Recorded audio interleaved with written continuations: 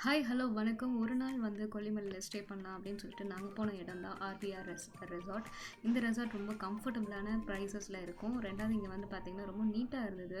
Resort ரொம்ப க்ளீனாகவும் இருந்தது. ஹாஸ்பிட்டாலிட்டியும் ரொம்ப அருமையாக இருந்தது. சர்வீஸ் ரொம்ப அழகாக பண்ணியிருந்தாங்க. ஸோ ஃபஸ்ட்டு காலையில் நேரமாகவே நாங்கள் போயிட்டதுனால கொஞ்சம் 7 மணிக்கெலாம் நாங்கள் இறங்கி அந்த இடம் வந்து பார்த்திங்கன்னா ரொம்ப விசாலமாக இருந்தது. நிறைய நல்ல பிளேஸ் வந்து ரொம்பவே நல்லா இருந்தது. ஸோ அதுக்கப்புறம் நாங்கள் வந்து காலையில் நேரமாக போனதுனால ரெஃப்ரெஷ் பண்ணிவிட்டு அதுக்கப்புறம் வெளியில் ஊர் சுற்ற போகலாம் அப்படின்னு முதல்ல பிளான் பண்ணியிருந்தோம். நாங்கள் ரெசார்ட்டில் வந்து இந்த இடத்துல தான் தங்கியிருந்தோம். இது கிட்டத்தட்ட ஒரு ரூமில் 7-8 பேர் வந்து யூஸ் பண்ணலாம். ஸோ அதனால் ஃபஸ்ட்டு ரெஃப்ரெஷ் பண்ணிவிட்டு பக்கத்தில் வந்து விளையாடுறதுக்கு வந்து டயரில் வந்து செட் பண்ணியிருந்தாங்க. இது வந்து எனக்கு ரொம்ப புதுசாக இருந்துச்சு, இந்த டயர் செட் பண்ணியிருந்தது. ஸோ இதனால் இந்த இடத்துல வந்து நம்ம உட்காந்துட்டு விளையாடலாம். நிறைய பேசுகிறதுக்கான நிறைய இடங்கள் இருக்கும். இங்கே வந்து மிளகு செடி இருக்குல்ல, அது வந்து சுற்றி இருந்தது.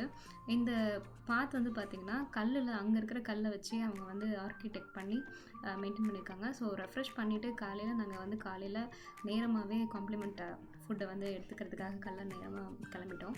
ஸோ இந்த காம்ப்ளிமெண்ட் ஃபுட்டில் என்னென்ன இருக்குது அப்படிங்கிறத நான் உங்களுக்கு இங்கே காட்டுறேன். இது வந்து கார்ன் சிப்ஸு. ஸோ இதுக்கப்புறம் இட்லி வச்சுருந்தாங்க, பொடி தோசை, கிச்சடி, அதுக்கப்புறம் தக்காளி சட்னி, தேங்காய் சட்னி, 2 சாம்பார் வச்சுருந்தாங்க. அதுக்கப்புறம் வடை வச்சுருந்தாங்க, வடை குருமா. இது வந்து ரொம்ப சிம்பிளான மெனு, பட் ரொம்ப டேஸ்டியாக நீட்டாக பண்ணியிருந்தாங்க. கசகசன்னு எல்லாமே நீட்டாக பண்ணியிருந்தாங்க. அதுக்கப்புறம் நாங்கள் வந்து கிட்ஸ் ஜோன் போனோம். இங்கே வந்து விளையாடுறதுக்கு வந்து செஸ்ஸு, அதுக்கப்புறம் குழந்தைங்க விளையாடுறதுக்கான சர்க்கஸ் மாதிரிலாம் பண்ண வச்சுருந்தாங்க. சர்க்கிட் போவாங்களே, அதெல்லாம் வச்சுருந்தாங்க. நாங்கள் இதெல்லாம் விளையாட தெரியலனாலும் கொஞ்சம் நேரம் அதை யூட்டிலைஸ் பண்ணுறதுக்கு ஒரு டைம் கிடச்சிது. அதுக்கப்புறம் நாங்கள் நைட்டு வந்து ஃபயர் கேம்ப் அட்டன் பண்ணோம். ஃபயர் கேம்ப் வந்து 10:30 வரைக்கும் போணுச்சு. அதுக்கு மேலேயே போணுச்சு. அவர் வந்து எங்களுக்காக வந்து சரி நீங்கள் வந்து டைம் ஸ்பெண்ட் பண்ணுங்கள் அப்படின்னு சொல்லிட்டு விட்டுட்டு போயிட்டார். ஸோ காலையில் ரெஃப்ரெஷ் ஆகிட்டு திரும்பி நாங்கள் வந்து வெளியில் அடுத்த இங்கே சுற்றி இருக்க ஏரியாவெல்லாம் சுற்றி பார்க்கலான்னு சொல்லிட்டு வெக்கேட் பண்ணிவிட்டு செக் அவுட் பண்ணிவிட்டு அங்கே இருக்கவங்ககிட்டலாம் பேசிவிட்டு தேங்க் பண்ணிவிட்டு அடுத்ததான் நாங்கள் வந்து கிளம்புன இடம் தான் வந்து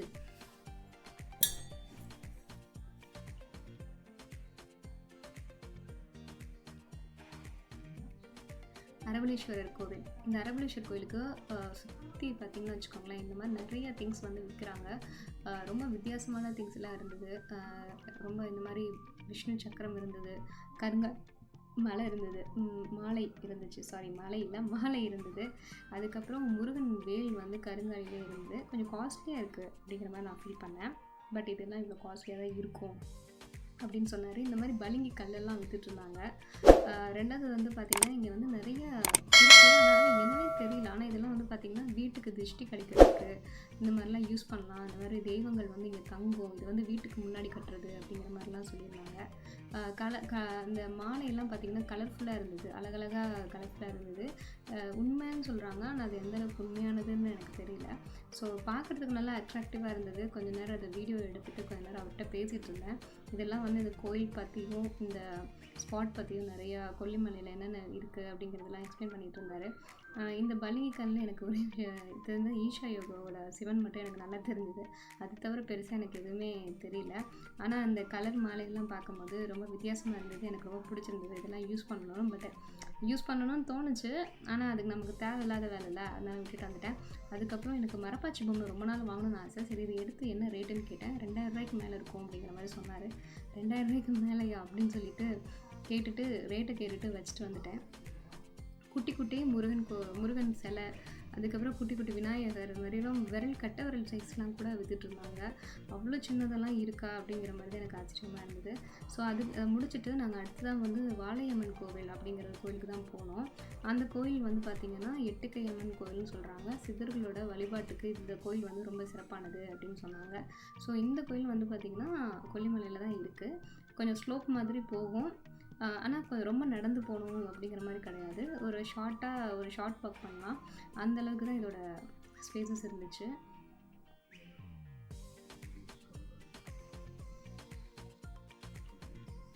இந்த இடத்த பார்க்கும்போது எனக்கு ஒரு விஷயம் தோணுச்சு. அந்த காலத்துலலாம் வந்து கல்லை வச்சு தான் சாமி கும்பிடுவாங்கன்னு சொல்லுவாங்கல்ல. அது மாதிரி இங்கே வந்து நிறைய சின்ன சின்ன கல்லுக்கெல்லாம் வந்து புடவை வேட்டியெல்லாம் கட்டி சாமி சாமி மாதிரி வச்சுருந்தாங்க. அப்போ தான் வந்து முன்னோர்கள்லாம் எப்படி கும்பிட்ருக்காங்க அப்படிங்கிறது பார்த்தேன். இங்கே தெய்வ நம்பிக்கை வந்து ரொம்ப அதிகம் போல். ஐ மீன் தெய்வ நம்பிக்கை மீன்ஸ் என்ன சொல்கிறேன்னா, இந்த வேண்டுதல்லாம் நிறைய நிறைவேற்றிட்டு இருந்தாங்க. நிறைய பேர் வந்து ஃபேமிலியோடு கூட வந்திருந்தாங்க. இந்த கோயிலில் வந்து மணி கட்டுறது, அதுக்கப்புறம் பூட்டு போடுறது, இந்த மாதிரி நிறைய பழக்கங்கள் இருக்குது அப்படின்னு சொல்லிட்டு இருந்தாங்க. அதுக்கப்புறம் இந்த கோயில் நல்லா ஒரு சுற்றிட்டு சாமியை நல்லா வேண்டிட்டு நாங்கள் நடந்து வந்துட்டுருந்தோம். அப்போ வந்துட்டுருக்க வழியில் தான் நான் வந்து இன்னொரு விஷயத்த ஒன்று பார்த்தேன். அது கொஞ்சம் பயமாக இருந்தது. என்னென்னா, இந்த வெயிலில் வந்து கோழியை குத்தி வச்சுருந்தாங்க உயிரோட. இது ஒரு வகையான வேண்டுதல் அப்படின்னு சொல்லியிருந்தாங்க. இந்த மாதிரிலாமல் வேண்டுதல் இருக்குது அப்படின்ற மாதிரி இருந்தது.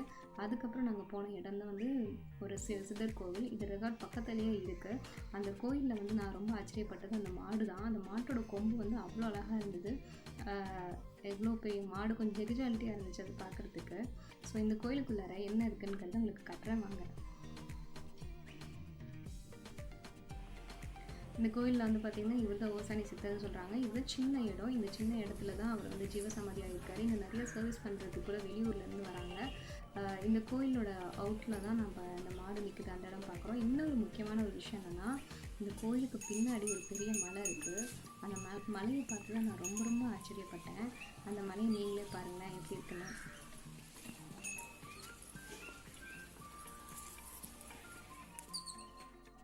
ஒரு ஆள் வந்து தாடி மீசையோட ஒரு ஆள் வந்து முகம் மட்டும் தெரிகிற மாதிரி இருக்குது. ஸோ அது ரொம்ப ஆச்சரியமாக இருந்தது. இந்த கோயிலோட டீட்டெயில்ஸ் வந்து போட்டிருந்தாங்க.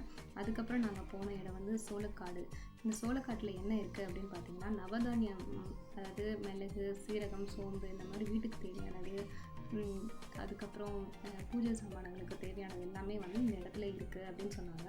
ஸோ இதை ஒரு பர்ச்சேஸ் பண்ணுறலாம் அப்படின்னு சொல்லிட்டு வண்டி எடுத்துகிட்டு அடுத்ததாக போயாச்சு. இங்கே மிளகு காய போட்டிருந்தாங்க. வீட்டில் வடகம் காய போடுற மாதிரி மிளகு காய போட்டிருந்தாங்க. எனக்கு ரொம்ப ஆச்சரியமாக இருந்தது.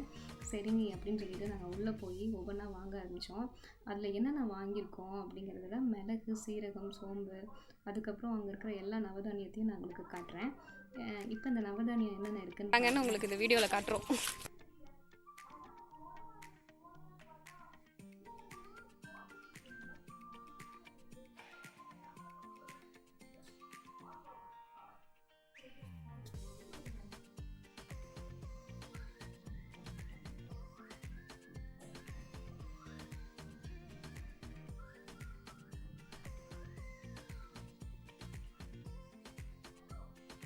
இந்த பாட்டில் எல்லாருமே கண்டிப்பாக ஞாபகம் வச்சுருப்போம். ஏன்னா ஒவ்வொரு ஊர்லேயும் வந்து இந்த முடி வளரணுங்கிறதுக்காக இந்த பாட்டில் விற்றுட்ருப்பாங்க. இதில் எண்ணெய் மட்டும் ஊற்றி வைங்க, இந்த எண்ணெயை தடவுனீங்கன்னா உங்களுக்கு கண்டிப்பாக முடி வளரும் அப்படின்னு சொல்லி நிறைய பேர் நம்ம வாங்கியிருக்கோம். அங்கேயும் எங்களுக்கு இதை விற்றாங்க.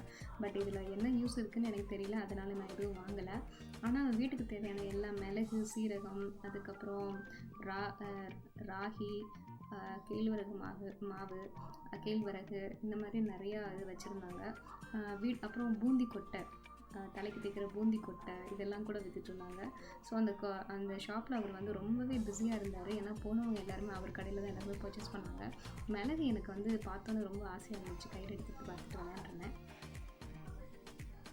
அதுக்கப்புறம் சுக்குக்கு அப்புறம் வந்து பார்த்திங்கன்னா இந்த இதெல்லாம் பீன்ஸு எல்லாமே இருந்தது. ஸோ எல்லாமே நம்மளால் எடுத்து விளையாட முடியாது. அதனால் எல்லாத்தையும் மட்டும் ஒரு சின்னதாக கிளிப் மட்டும் எடுத்துக்கலான்னு சொல்லிட்டு அந்த அண்ணன்ட்ட ஒரு பெர்மிஷனை கேட்டு ஒரு கிளிப்பிங் மட்டும் எடுத்துக்கிட்டேன்.